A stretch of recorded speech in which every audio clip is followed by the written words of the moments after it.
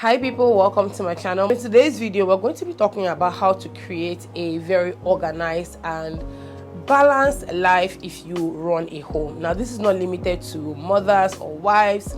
This is for you if you live in a house and you are in charge of the day-to-day activities. Then this video is definitely for you, so you need to watch it to the very end. Okay, now, as a lot of you know, homemaking is something that I find very interesting to do, and I think that I do it and I do it well, and it's something that I really love to talk about because I know that a lot of people struggle when it comes to managing the duties and running their homes, especially when you have to do it yourself. But I've also said that even if you're not doing it yourself, meaning that you've been able to delegate duties to some people, you are of course still in charge. So somehow you would always be involved as long as you are the madam of your house, whether you're married or unmarried. Now, the very first thing, it comes easily to me because I was raised in a home where my mom paid so much attention to maintenance as I was growing up, to the point that she hardly ever, she did once in a while, but she would hardly call people to fix stuff. She would always fix stuff herself, and that's why today I have a toolbox. How many people have toolboxes in their homes? When things get spoiled, first thing I think of is, oh, can I fix this thing? Like, that's the very first thing before I think of calling someone. I don't have to struggle with it, but most times I just look at it and I'm like, okay, I can do this.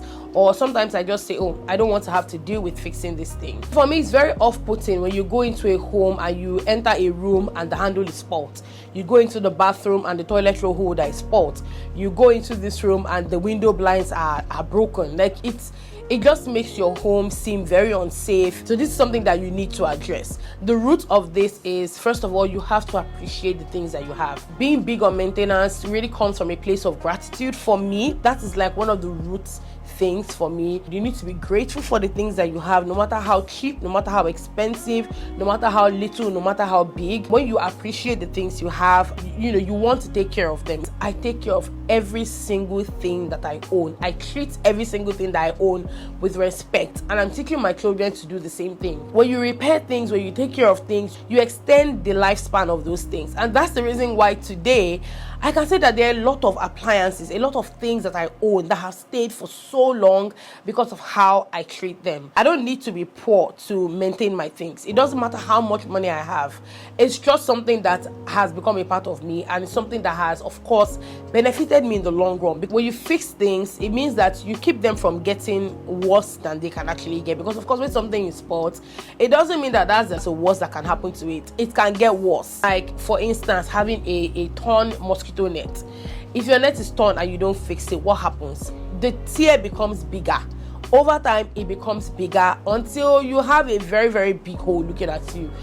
Try to keep a record, try to keep a note of things that you need to get fixed. You might not have the time for it, but you can make time for it. So the second thing has to be one of my favorite things, which is have storage for everything. Now, I'm not saying you need to buy expensive containers. There are cheap ways that you can organize, whether it's using raffia baskets, plastic storage, buckets, whatever it is. Have storage for everything. Imagine you're looking for something and not being able to find it. It's frustrating. And let me tell you, when you live a life like that, I'm sorry, but for me, the quality of your life is not as great.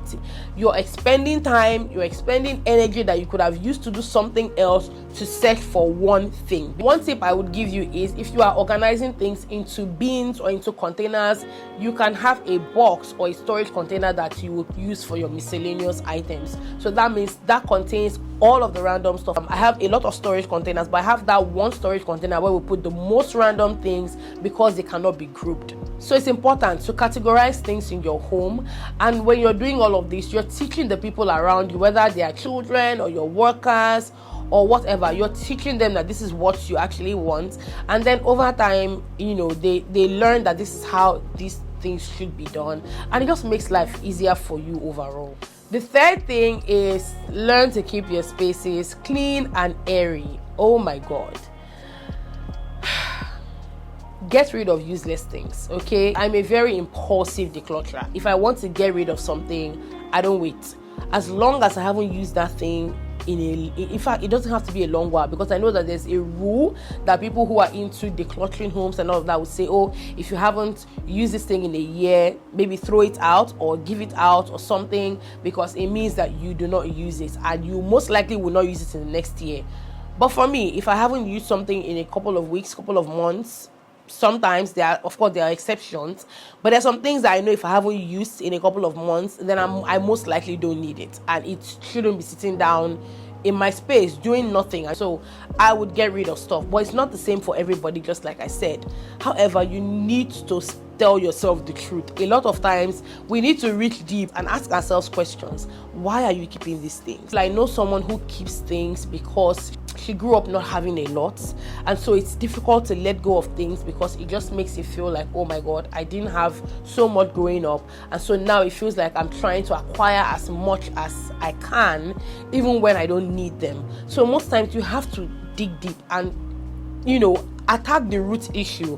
What is making me do this? And maybe that would help you find a way out of that situation. I maintain my things, I take good care of my things, so whenever I'm getting rid of things, I'm not giving out things that can't be used. I'm giving out things that are going to be useful to someone else. For me, there's a spiritual aspect to it, letting things go so that you open up space for newer things. That's how I do it, that's how I believe it. And I think that if you live in an area or in a place or in a country where you deal with a lot of pests, then clutter is the last thing that you want. In fact, when you live in a home where everything is open, things are airy, you're able to deal with things like pests very, very easily. You're able to see them because they don't even find places to hide. Where do you want to hide? There's no load, so where exactly do you want to hide? So that's also one thing that I would say is an advantage, apart from the 1 million other advantages that come with decluttering your space. Another thing I need you to understand is an untidy home would attract illness and disorder, general life disorder.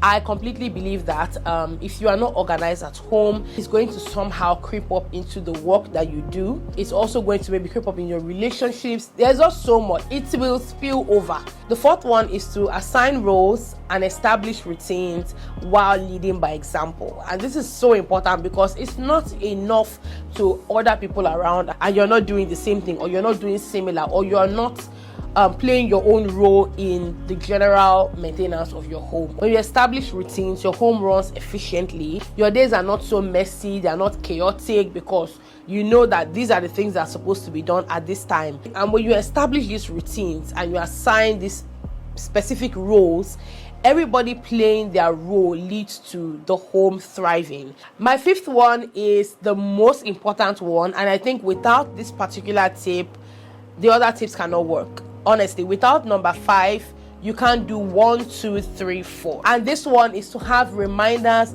and to-do lists everywhere. Everywhere meaning digital and otherwise. I have to-do lists in a lot of places. I have them on my phone, I have them on my laptop, I have sticky notes, I have a board in my kitchen, I have journals that have to-do lists in them. I have them everywhere because the work never stops. The roles never stop.